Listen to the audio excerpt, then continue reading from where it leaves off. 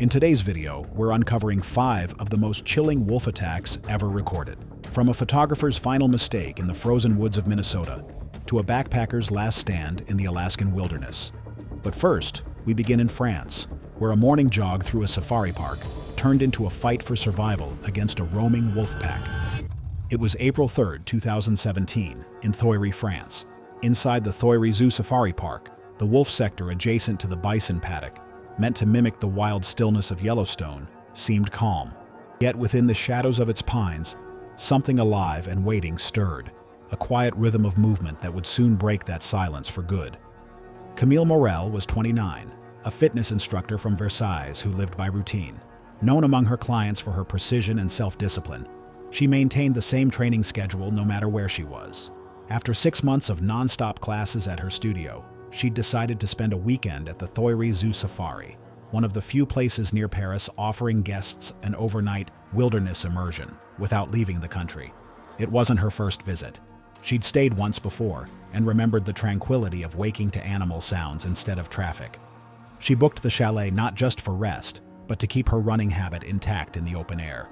To friends, Camille's decision made sense. The park's trails and guest roads were well marked and safe during visiting hours. She'd read the safety pamphlet about restricted areas, and believed her familiarity with the grounds made her cautious enough. Her chalet overlooked the fenced wolf sector adjacent to the bison range, a layout designed to reduce mixed species stress and liability during guest drives.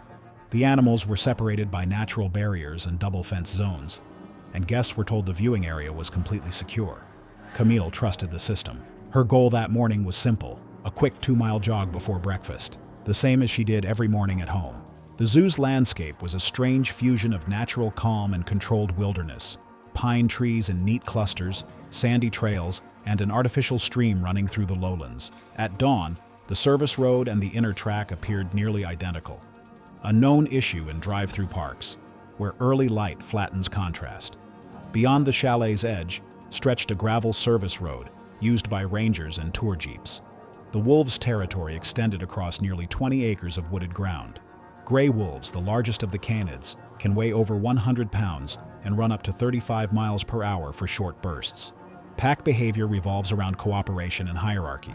Most attacks on humans occur only when the animals feel threatened, cornered, or see unusual movement that triggers pursuit. In captivity, stress or broken boundaries can alter those instincts. That morning, a scheduled maintenance check had delayed some of the park's early operations. Workers had opened an internal service gate near the chalet to move a small utility vehicle through. Overnight frost had iced the latch mechanism, preventing full engagement of the double lock. And when one of the workers received a call about a mechanical issue elsewhere, he left under maintenance override without confirming it was secure. The gate's interlock was meant to be re-engaged once staff passed, a step that failed. Around 7 a.m., Camille stepped outside with her phone and a small water bottle. She jogged down the gravel path that bordered the guest area. Seeing no posted warning signs from that angle, she assumed it looped safely back toward the perimeter trail. By 7:20, she was nearly half a mile in. The road dipped slightly, flanked by pine trunks and open brush. It was then that she unknowingly crossed into the wolf enclosure. The wolves had been fed the previous evening but remained alert and active after a cold night. 3 of them, the dominant male and 2 subordinates, were near the northern edge, restless from the scent of human movement. From the observation tower overlooking part of the enclosure, a zookeeper scanning the area noticed the lone jogger and radioed for confirmation that the route was clear. Seconds later, he realized she was inside the enclosure. He shouted into the radio for a patrol, but before the words were answered, movement broke the calm below. At first, the wolves didn't charge. They emerged from the trees, low to the ground, tails stiff, heads aligned. Camille slowed, confused by their presence but not immediately panicked. She'd seen them before behind fences and thought the barrier must be nearby. When they began advancing in a slow, deliberate arc, the shift in posture made her freeze. She turned, saw the empty stretch of gravel behind her, and started jogging back, faster this time. The wolves matched her pace, then accelerated, paws thudding against the dirt. She broke into a sprint. The zookeeper watching from above saw Camille glance back once to the wolves. Near a drainage trench, her foot caught on the uneven gravel, and she fell forward, hitting hard. Before she could push herself up, the lead wolf clamped down on her right thigh, pulling backward with a violent jerk.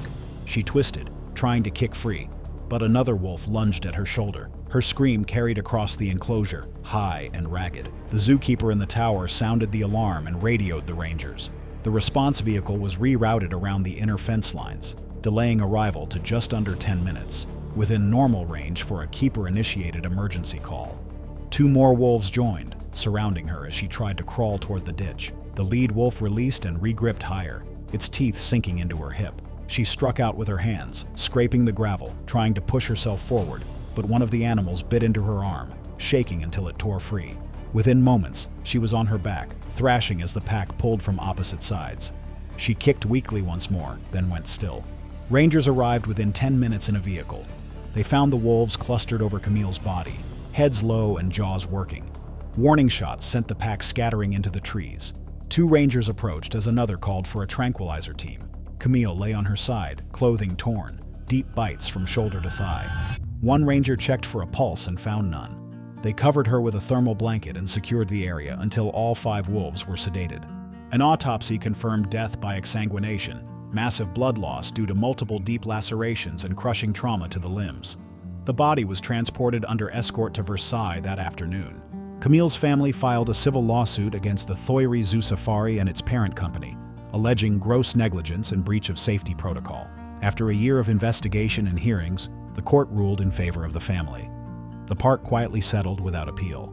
Following the incident, a criminal negligence inquiry and an independent enclosure audit were conducted. Thoiry Zoo Safari implemented procedural retrofits, installing interlocks and alarms that trigger if any gate remains unlatched for more than 15 seconds. Yet even as the park fell silent in the aftermath in Minnesota, a photographer would venture out to retrieve trail camera footage, unaware that a pack of starving wolves had already marked him. It was February 9, 2014, near La Ronge, Saskatchewan. The morning light came slow through the northern boreal forest. For 2 men setting out that day, it seemed like another routine trip into familiar woods. But without warning, it would turn into something neither had imagined possible. David Lasky was 45, a part-time wildlife photographer who lived just outside Prince Albert with his wife and teenage son. He'd spent years tracking animal behavior through remote cameras, learning to move silently and read patterns in snow. Photography was both his passion and side income. His real job was at a lumber supply store, but weekends were for the woods.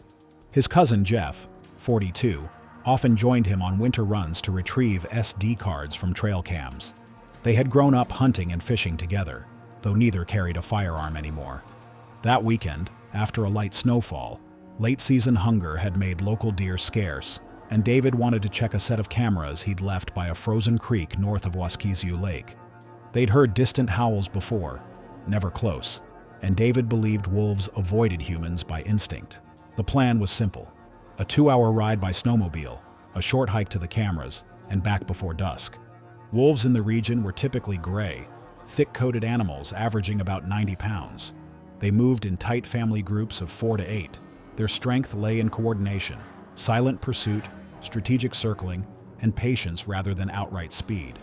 Under normal conditions, they avoided people entirely, focusing on deer and moose along the forest edges. The men dressed in insulated gear and carried only a single red flare for safety.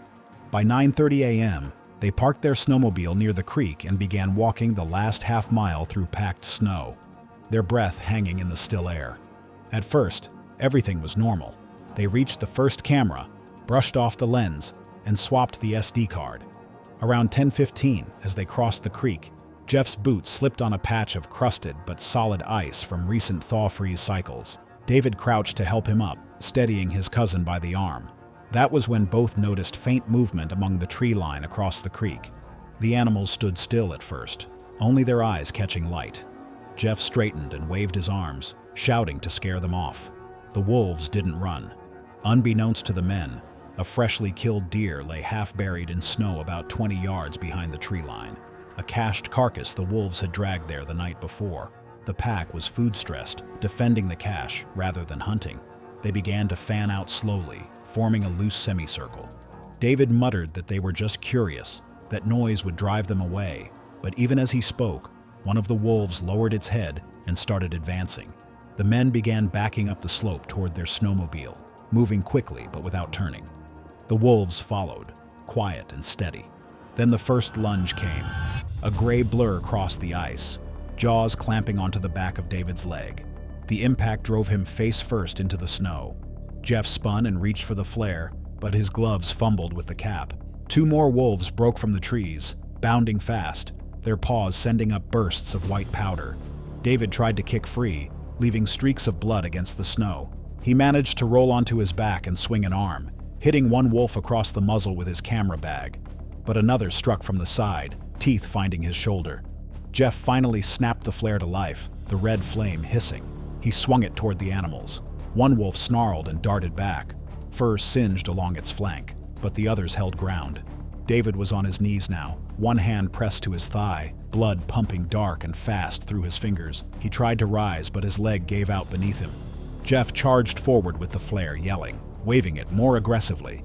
The heat drove them back momentarily, circling just out of reach. David slumped sideways, panting, his breath coming shallow. The flare burned steady, hissing in Jeff's hand as he swung it in wide arcs, forcing the wolves to hesitate. They retreated into the trees, growling low as they vanished from sight. Jeff pressed on his cousin's wound, but it was too deep. Within a minute, the movement stopped. He pulled David's camera bag close and used his phone to call for help. Reception cut in and out, but a faint, intermittent signal reached a nearby ranger station. Authorities arrived about 40 minutes later by snowmobile. They found Jeff sitting beside the body, shaking uncontrollably. Wolf tracks surrounded the site in a broad ring, with drag marks leading back toward the tree line and the cached deer carcass. The official report listed cause of death as exsanguination from femoral artery trauma, consistent with large animal bites. Provincial conservation officers, assisted by federal wildlife agents, closed the area within the hour. Samples were taken from bite margins for DNA analysis, and the implicated pack was later trapped and relocated to a remote management zone north of Reindeer Lake. Wildlife biologists suggested the wolves had been defending a food cache, not actively hunting, but the distinction mattered little to those who saw the aftermath. Saskatchewan's snow turned crimson with a photographer's blood, and in Russia, a forestry worker would dismount from his stalled snowmobile, with 4 starving wolves already surrounding him. It was November 15, 2016, in the remote forests of Primorsky Krai, eastern Russia. Snow fell in a steady veil, muting the usual sounds of the taiga. Nikolai Baranov's radio had been silent since morning. The last check-in, brief and routine, gave no hint that by evening his route would end in silence and blood. Nikolai was 52 and had spent most of his life in these forests.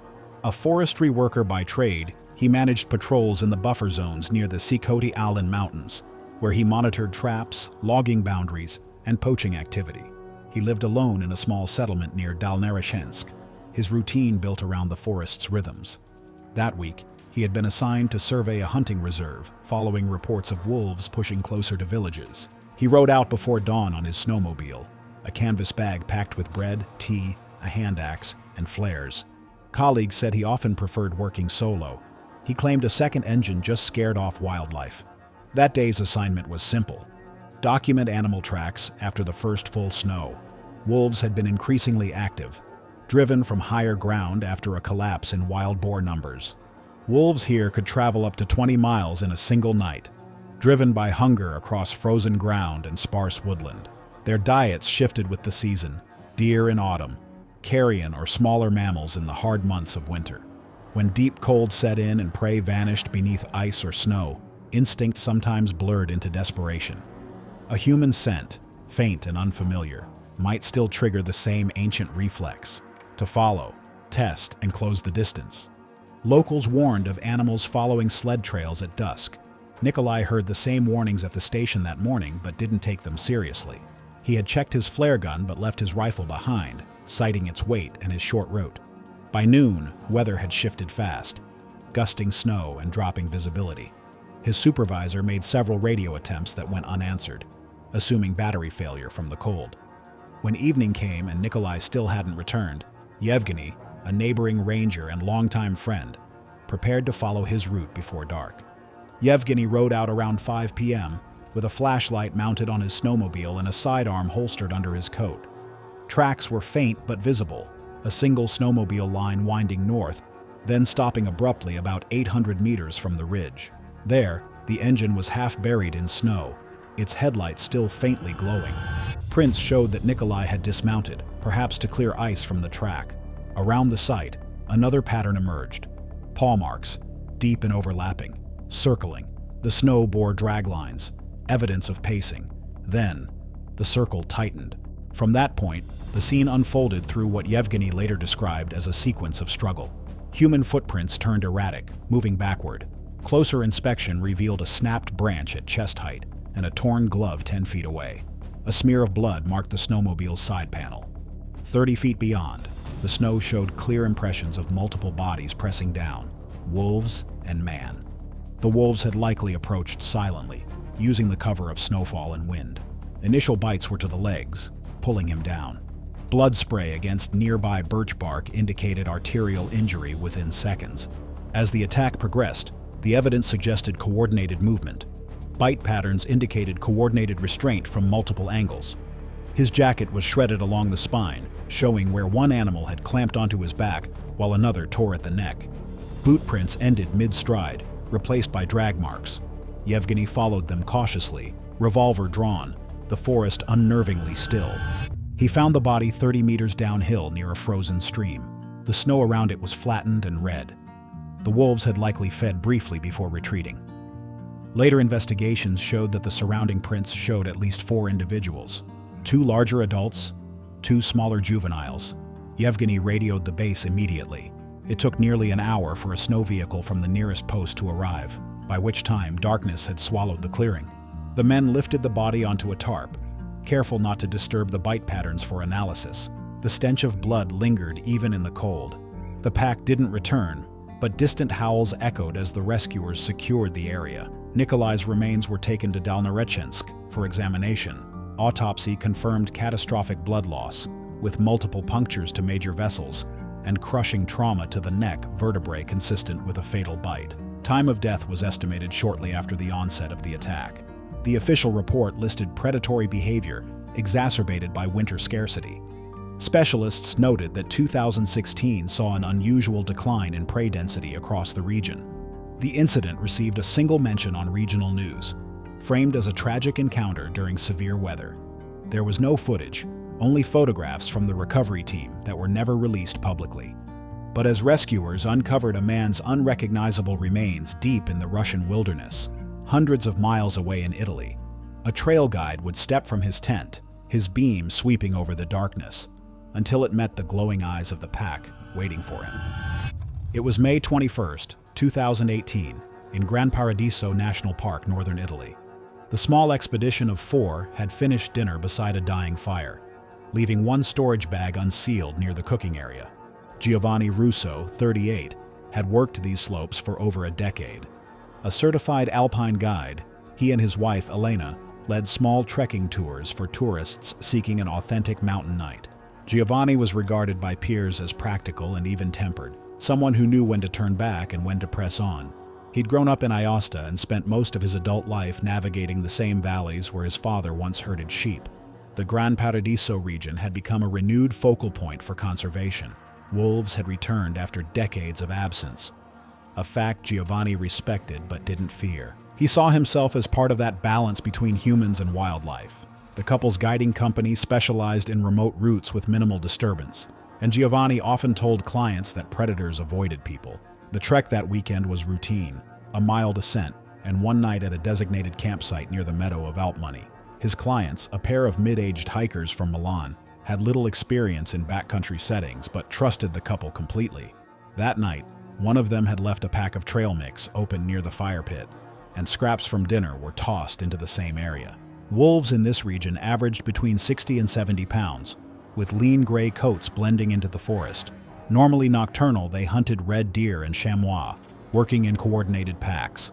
But in recent years, rangers had observed bolder juveniles venturing closer to human camps, especially when food waste was left accessible.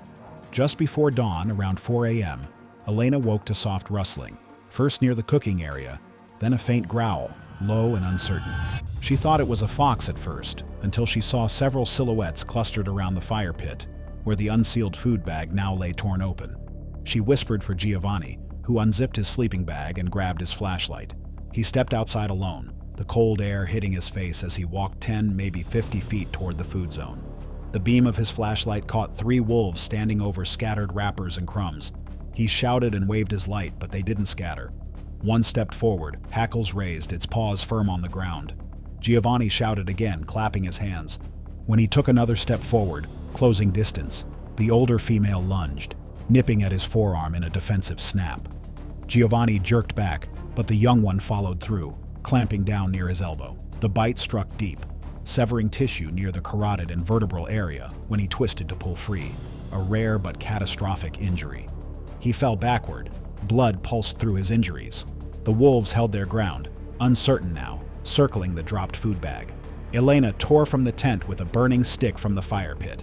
The clients, frozen inside their shelter, saw Giovanni collapsed on the ground, blood pooling around his collar. Elena screamed and swung the torch, striking one of the juveniles across the flank. It yelped and retreated into the dark. The rest scattered after a final low growl, vanishing toward the tree line. She knelt beside him, pressing her hands to the wound, whispering his name over and over. Giovanni's chest moved once more, then stopped. Because of the poor signal at that altitude, one client climbed several meters up a nearby slope to reach coverage, successfully contacting park emergency services. Rangers arrived at the campsite just before sunrise. Giovanni's body remained where it had fallen, partially covered by his wife's jacket. His face was intact, but the left side of his neck showed deep, crushing injuries. Investigators later determined the fatal wound likely occurred as Giovanni twisted while the wolf held his arm, a freak tear along the artery that caused near-instant collapse. Officials ruled the incident as a food-provoked escalation involving juveniles, noting that the wolves had been feeding near unsecured rations. A short-term monitoring and deterrence program followed, but no culling was ordered, as the pack showed no further boldness toward humans. Giovanni's funeral was held 5 days later in Aosta. As the Italian mountains echoed with a wife's desperate screams in front of her husband's lifeless body, in Alaska, a solo backpacker would pause on a gravel bar while 5 wolves had already begun tracking her scent. It was September 3, 2013, near the Toklat River in Denali National Park, Alaska. By early afternoon, the wind had dropped, and the landscape stood still, open and silent. From a distance, it looked calm, a place where nothing could happen quickly, but the quiet there was deceptive. Sarah Miller, 26, was an experienced backpacker from Anchorage. She was known for her minimalist approach, carrying only what she trusted, relying on skill rather than gear. Her plan that week was to complete a 2-day loop near the Toklat River, timed to coincide with caribou migration, following a route where wolves were often observed trailing herds. She carried bear spray, a GPS beacon, and enough food for 2 nights. Solo travel didn't intimidate her. She'd done it for years, often documenting her routes for small hiking blogs. The Denali backcountry zones required permits, which she had properly filed. Rangers later recalled she had asked about late-season wolf movements, but showed no concern when told sightings had increased near the river corridor. Wolves had been following caribou herds migrating south, and fresh tracks had been noted days earlier. To Sarah, it was just part of the environment, one she respected but didn't fear. Wolves in this region averaged between 70 and 100 pounds, built for endurance and speed, capable of covering 40 miles in a day. Their jaws delivered a bite force of nearly 400 pounds per square inch, strong enough to crush bone. They rarely approached people living on caribou, hares, and ground squirrels, but when prey grew scarce, or human scent carried traces of food, curiosity sometimes lingered.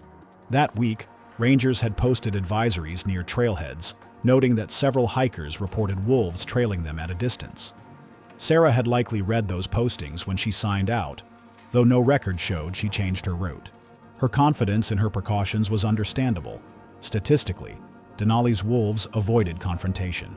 At around 4 p.m., a passing tourist group in a vehicle on the park road spotted a lone figure standing on a gravel bar below the ridge. The hiker waved, later confirmed by clothing and timing to be Sarah, before continuing upstream toward the area where her camp was located. She reached her final GPS coordinates sometime before 4:45 p.m.